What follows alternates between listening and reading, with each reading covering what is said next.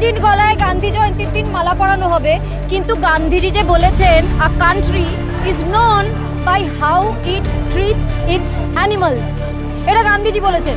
বিবেকানন্দর গলায় মালা পরাবো, বিবেকানন্দ বলেছেন জীবে প্রেম করে যেজন সেইজন সেবিছে ঈশ্বর, আমরা মানব না।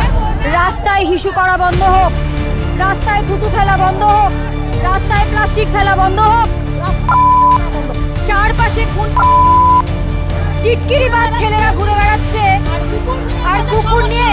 যদি এক